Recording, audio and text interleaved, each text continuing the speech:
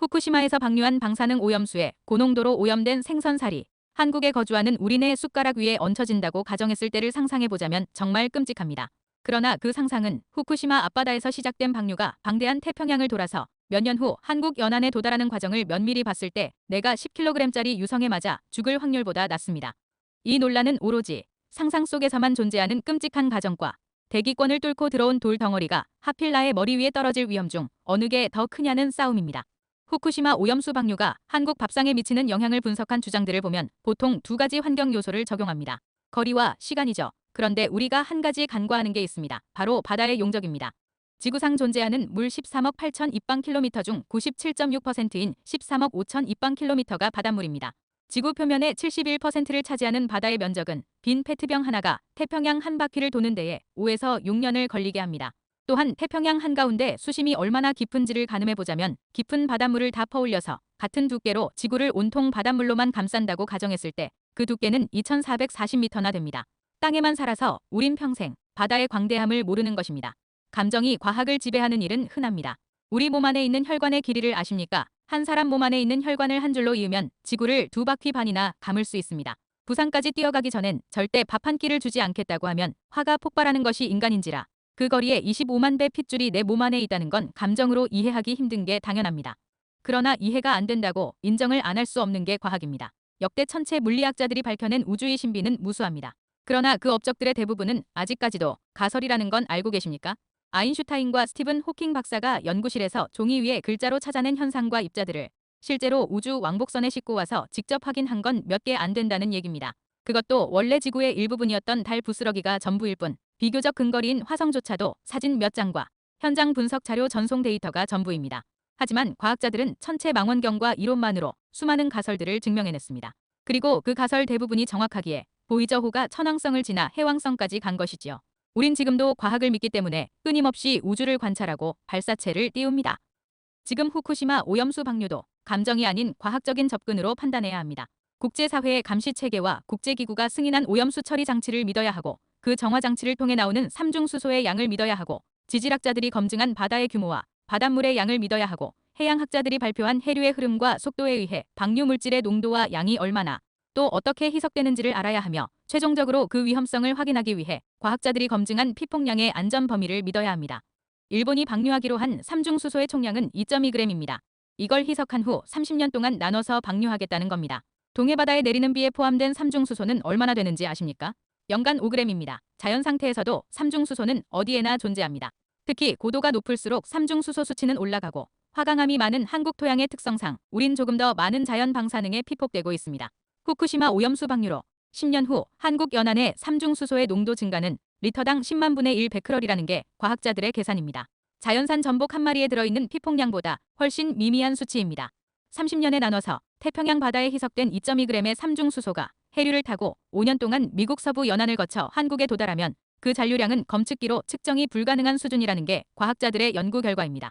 그게 만약 위험하다면 무학재나 대관령에 사는 우리 국민이 자연 상태에서 받는 피폭량과 매년 건강검진 시 찍는 엑스레이 촬영에서 받는 피폭량, 그리고 모처럼 떠나보는 해외여행 시 탑승한 항공기 내에서 받는 삼중수소의 피폭량은 즉사 수준의 양입니다.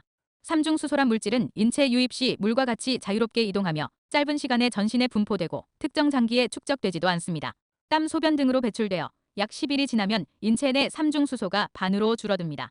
이쯤 되면 요즘 확산되고 있는 후쿠시마상 공포는 괴담 수준이 아닐까 싶기도 합니다. 어려운 용어와 복잡한 논리를 굳이 동원하지 않고 간단한 산수 계산만으로도 이 논란이 얼마나 소모적인지를 밝혀낼 수 있습니다. 2011년 후쿠시마 원전 사고가 처음 터졌을 때 정화될 틈도 없이 바다로 쏟아져 나온 오염수의 세슘 농도가 리터당 100만 베크럴이었습니다. 괴담 논리대로라면 한국 사람들은 지난 10여 년간 엄청난 방사능 물질에 피폭돼서 기형아 출산이 속출되고 암 발생률이 감기 감염률보다 월등히 많아야 합니다.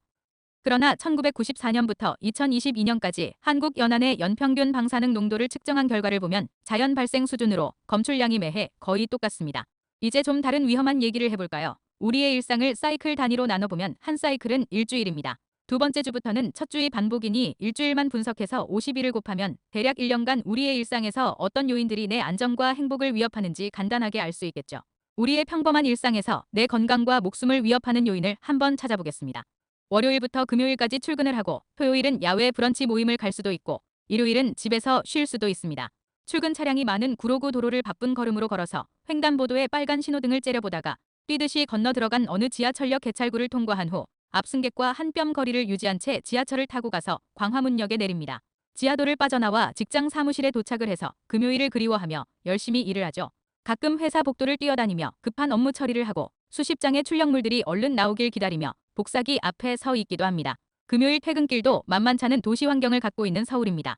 어딜 가나 편하게 술을 마실 수 있는 서울에서 직장 동료들과 일주일간의 피로를 풀기 위해 피막골 술집에 들어갑니다. 불판 위에서 지글거리는 삼겹살을 하나씩 뒤집어가며 밤늦게까지 떠들다가 배차 간격이 늘어난 버스 정류장에서 20분을 기다린 후 심야 귀가버스에 탑승합니다. 여기서 과학적인 데이터 하나를 볼까요? 도시 대기오염이 주범이 무엇인지 아십니까? 사실 매연이나 이산화탄소나 중국발 황사는 공범이고 가장 해악적인 주범은 타이어 가루입니다. 버스 한 대가 하루에 쏟아내는 타이어 분말 더미는 자몽 한 개 크기라고 합니다. 한국에만 2천만 대의 차량이 수시로 아스팔트를 돌아다니며 지우개 문지르듯이 아스팔트에 타이어를 갈아대고 있습니다. 치명적 화학물 성분인 타이어는 강력한 발암 물질인 중금속까지 다량 포함된 복합 구조물입니다. 우리가 버스를 기다리는 버스 정류장에도 횡단보도에 서 있는 순간에도 지하철 승강장 안에까지 타이어 분지는 초미세 입자로 날아다니고 있습니다. 공기 중 타이어 분지는 23나노미터보다 작은 입자 크기로 타이어 수명기간 동안 개당 평균 4kg의 미세먼지 가루를 만들어내기 때문에 대기권은 물론이고 심해, 남극, 북극에서까지 검출되고 있습니다. 2020년 미국 워싱턴 주립대학 연구에서는 연어의 대량 폐사의 원인이 타이어 분진임을 밝혀냈습니다. 이건 해왕성 표면 입자를 가설로만 분석한 결과가 아니라 직접 만져보고 들여다봐서 내린 결론입니다. 타이어 분진만 위험한 게 아닙니다. 어쩔 수 없는 환경에 노출된 우리 일상에서 접하는 미세 플라스틱의 35%는 의류에서 나옵니다. 출근 전 옷장을 뒤져서 두어 개를 코디하며 마시는 의류 먼지부터 지하철 안에서 들이마시는 공기, 사무실 복도를 걸어 다니며 내 빠른 발걸음이 만들어낸 기류에 떠오르는 바닥의 먼지 속에도 미세 플라스틱 가루는 풍부하게 존재합니다. 매일 종이컵 한 개의 커피를 마신다면 연간 섭취하는 미세 플라스틱 수는 3,500개가 넘습니다.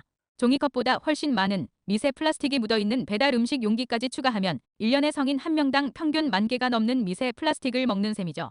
백화점에 가서 1시간 동안 여기저기를 둘러보며 이 옷, 저 옷 입어보고 나왔을 땐 1,000개가 넘는 플라스틱 조각이 내 폐에 들어와서 쌓일 수도 있습니다. 점심때 먹는 짬뽕 속 홍합에서도 모처럼 찾아간 소래포구의 조개구이집 모듬 한 판에도 미세 플라스틱은 바글바글합니다. 너무 일상적인 얘기다 보니 우린 이런 과학적인 데이터를 접했을 때 전혀 과학적이지 않은 합리화를 합니다. 아마도 소변과 땀 등으로 배출이 다 될 거야. 그러니까 다들 안 죽고 살아있는 거겠지 라고요. 그런 감정적인 합리화와는 전혀 상관없이 과학은 냉철하고 정확합니다. 우리가 일상에서 매일 접하는, 아니, 들이마시는 타이어 분진과 미세 플라스틱은 적어도 후쿠시마발 삼중수소보다 위험한 게 명백합니다. 후쿠시마에서 방사능 물질 원액이 미처 손 쓸 새도 없이 쏟아져 나온 2011년도에도 한국 연안에서 잡힌 어패류에서는 유의미한 방사능 증가 정황이 없었는데 국제기구와 과학자들이 성능을 인정한 정화장치로 삼중수소를 제외한 모든 방사성 물질을 규제 기준 이하로 제거하여 희석 방출하는 2.2g을 걱정한다면 타이어 분진을 마셔가며 출근을 하고 아침부터 수시로 마시는 커피 용기 속에 미세 플라스틱을 먹어가며 옷에 각종 발암물질을 묻히고 다니는 흡연자와 회식 자리에서 웃고 떠들고 불판 위에서 지글거리는 삼겹살에 유증기를 흡입하는 우리 일상은 전쟁터보다 더 위험하지 않겠습니까? 국제기구인 식품규격위원회는 식품을 통해 인공방사능에 노출되는 것을 연간 1mSv 이하로 규정했습니다. 매일 기준치 kg당 100베크럴의 수산물을 섭취해도 1mSv를 넘지 않는 피폭을 하고 그에 따른 발암 확률은 0.005% 이하입니다. 일본 원폭 피해자들을 장기 추적한 결과에 따르면 100mSv 이상의 방사능에 노출됐을 때 피폭되지 않은 사람에 비해 암 발생 증가율이 0.5% 정도라고 합니다.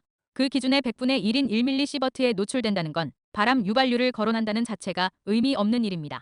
그런데 과학자들이 직접 자료를 수집해서 도출해낸 후쿠시마 방류 영향 결과를 보면 방류 후 한국 연안의 삼중수소 농도 증가는 10년이 지나도 10만 분의 1 베크럴입니다.